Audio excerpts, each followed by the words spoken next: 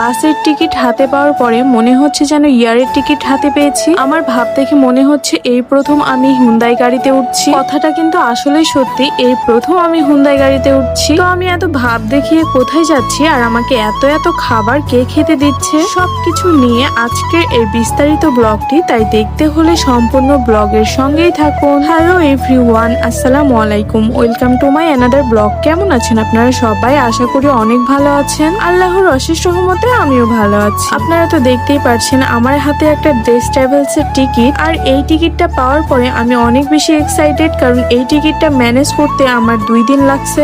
আমরা যেহেতু কাজের পারপাসে ঢাকাতে যাব, সেই জন্য 3-4 দিন আগে থেকে টিকিট কেটে রেখেছিলাম। এই ব্লগটা ঈদের 1 মাস আগের। সো আপনারা তো জানেন যে বাসের টিকিটের দাম বাড়িয়ে দিয়েছে। আমি ভাই অনেক কিছু বুঝি না, কিন্তু নাটোরে মানে আমাদের টিকিট কাটার পরে নাটোরে নাকি ধর্মঘট হয়েছিল। সো এরপর থেকে টিকিটের দাম